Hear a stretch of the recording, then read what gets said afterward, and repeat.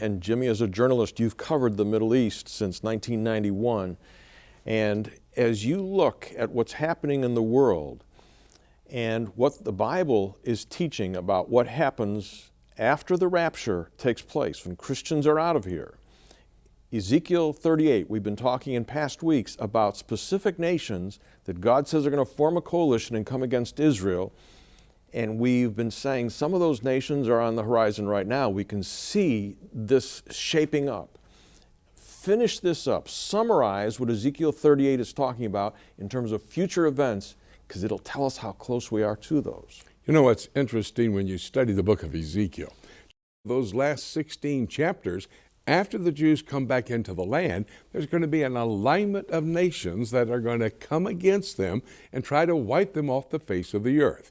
For about 8 years, when he was president of Iran, Ahmadinejad continually said, we're going to wipe the Jewish people off the face of the earth. And he would talk about their name being forgotten forever. The Ayatollahs, the ones who control the nation of Iran with the Supreme Council, these Ayatollahs who are really the leaders of Iran, those men that are out front as president, they're the face of Iran, but not true leadership. But they said we can wipe Israel off the face of the earth in 90 seconds. In fact, when Ahmadinejad was making those radical statements, I looked at Psalm 83, verse 4, where the Lord tells in Psalm 83 through this prophet that indeed nations will come against Israel. They'll have a council meeting. They'll come out of the council meeting and their statements will be, we're going to wipe Israel off the face of the earth, that her name be forgotten forever.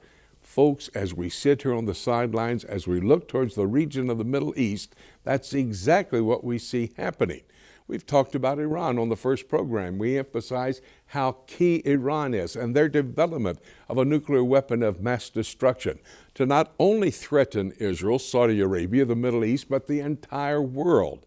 And the world is watching this come to pass and really not doing anything to deal with Iran. Now, Iran is not the leader of this coalition of nations. They're a major player. Russia is the leader. Magog, chapter 38, verse 2 of the book of Ezekiel. And Gog in the land of Magog. Now, I don't know that we can say who Gog is. That's the personality. The place is Magog. That's Russia. And the Old Testament in Genesis tells us that's the location that Russia is, where they went some 4,000 years ago to develop a family.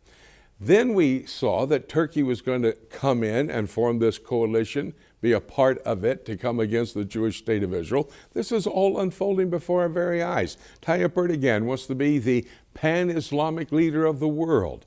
In fact, the other day he said, hey, you've got to reinstate Mohammed Morsi as president of Egypt. So he's formed an alliance with the Muslim Brotherhood. The Muslim Brotherhood, they were the major players standing on the sidelines when Libya and Colonel Gaddafi was taken down, and then they rushed into the vacuum to be the key component in putting that Libyan government back together.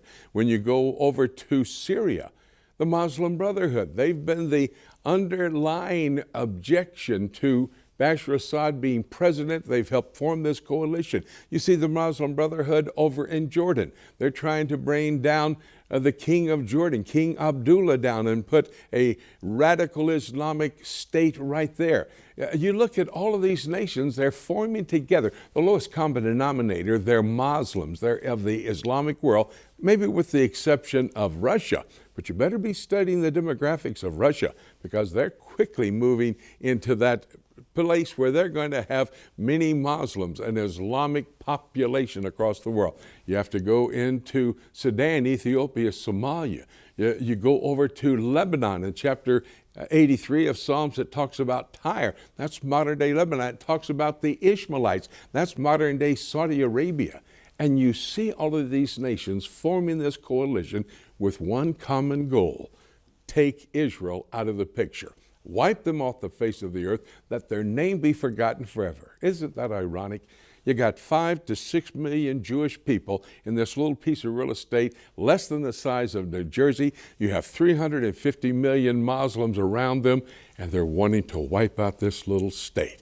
God said it was going to happen. We're moving quickly to the time when Israel will lay down their weapons. They'll be defenseless. They'll be living in unwalled cities, a military terminology in chapter 38 there and verse 11.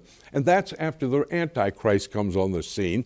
He puts in place a so-called peace agreement.